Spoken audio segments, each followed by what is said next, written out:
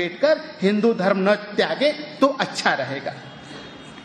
सितंबर, अक्टूबर, नवंबर 1936 का संपादकीय भगवत दत्त वेदालंकार का लिखा हुआ मिलता है।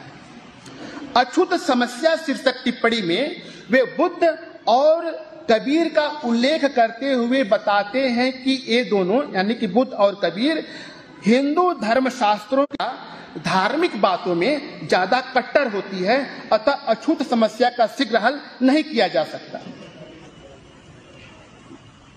डॉक्टर अंबेडकर ने जब धर्म त्याग की घोषणा कर दी थी तो उच्च हिंदू नेताओं ने उन्हें मनाने का बहुत प्रयास किया था, लेकिन डॉक्टर अंबेडकर टस से मस नहीं हुए। यह बात भगवत दत्त को असहनीय लगी। इस पर क्रोधित होकर अंबेडकर के धर्म परिवर्तन से बहुत घबरा गया था। वे इसे एक भारी धक्के के रूप में देख रहे थे। डॉक्टर अंबेडकर से भगवत दत्त यह भी कहते हैं कि अगर धर्म परिवर्तन से उनकी सामाजिक अवस्था पहले की तरह रहती है। टिप्पणियां जो क्रमशः अक्टूबर 1936 और नवंबर 1936 के अंक में प्रकाशित है, उससे पता चलता है कि आर्य समाज निराश हो चला था। भगवत दत्त वेदालंकार मिस्र की अल अजहर यूनिवर्सिटी के रेक्टर और सर इकबाल के मध्य हुए उस पत्र व्यवहार का जिक्र करते हैं। वेदालंकार बताते हैं कुर्तकोट के शंकराचार्य भी सिख धर्म के पक्ष में थे। वे भी चाहते थे कि जो हरिजन है वह सिख धर्म अपना लें। दानवीर सेठ जुगल किशोर बिड़ला ने सिखों के एक प्रचार मंडली को 20,000 रुपए भी, जैसे कि मई 1936 का शीर्षक एक टिप्पणी मिलती है जिसमें कोचिन का एक थिया अछूत सिख धर्म अपना लेता है। ऐसे ही 1935 अगस्त 1935 के अंक में एक टिप्पणी है हरिजन विद्यार्थी और पंजाब यूनिवर्सिटी भोजन करना।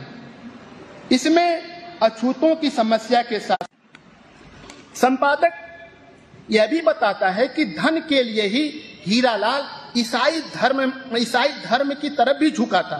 कुछ दिनों के लिए हीरालाल गांधी आर्य समाजी भी हुआ था। इस टिप्पणी को पढ़ते हुए ऐसा लगता है कि संपादक डॉक्टर अंबेडकर को भी निशाने पर ले रहा है और नसीहत दे रहा है कि धर्म आत्मिक उन्नति के लिए है। हीरालाल ने धर्म परिवर्तन को मिला। एक स्त्री लिखित एक जालंधर की थी कुमारी अमृतलता।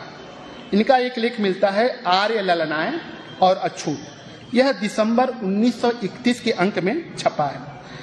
इस लेख में अमृतलता सुझाव देती है कि शिक्षित स्त्री अछूतों के घर जाकर उनके मन में शुद्ध भाव उत्पन्न करे। अमृतलता पढ़ करके मुझे ऐसा लगा कि कहीं यह स्वामी भाव उत्पन्न करें। उन्हें बताया जाए कि हिंदू स्त्रियां अछूतों से घृणा नहीं करती। अमृतलता आर्य स्त्रियों का एक संगठन बनाने तथा अछूतोद्धार के लिए विधवाओं को प्रवृत्त करने की भी बात करती है। हिंदू रमणियों को सलाह देती हैं, यानी हिंदू स्त्रियों को सलाह देती हैं कि वे अछूतों के साथ खाने पीने में परहेज न करें। अमृतलता अछूत जाति जैसे पद को अस्वीकार करती है। फिरोजपुर पंजाब में है। फिरोजपुर छावनी के एक अनाम लेखक पंडित विष्णुदत्त बीए ने एक संस्मरण लिखा था आर्य अगस्त 1935 के अंक में। उस पर बातचीत करके अपनी बात खत्म करना चाहूंगा। अब मैं पंडित विष्णुदत्त बीए लिखित एक संस्मरण सुनाकर अपनी बात खत्म करना चाहूंगा। यह संस्मरण इसलिए महत्वपूर्ण है कि एक दलित महर्षि दयानंद सरस्वती और अगस्त 1935 के आर्य में फिरोजपुर शहर के विष्णुदत्त बीए का एक संस्मरण बाबू भैरव दीन का संक्षिप्त जीवन वृत्तांत नाम से मिलता है। 9 जून 1935 को 82 वर्ष की आयु में बाबू भैरव दीन का फिरोजपुर शहर में निधन हो गया। इसमें उनका बाबू भैरव दीन का जन्म तिथि का उल्लेख नहीं किया है। अगर 1935 में या 82 वर्ष की आयु में मरते हैं तो वो घटाने पर जो राष्ट्रपति थे। जन्म और जात से वे कोरी थे। इनके मामू अंग्रेजी सेना में सूबेदार थे। इनका पालन पोषण वही करते थे। इनका अधिकतर समय या इनका अधिकतर बचपन अंबाला छावनी में बीता। यहीं उन्होंने पहली बार दयानंद सरस्वती का दर्शन किया और उनके भक्त हो गए। तब वे यानी कि भैरवदीन 16 साल के थे। ज्योति प्रदर्शित होती थी।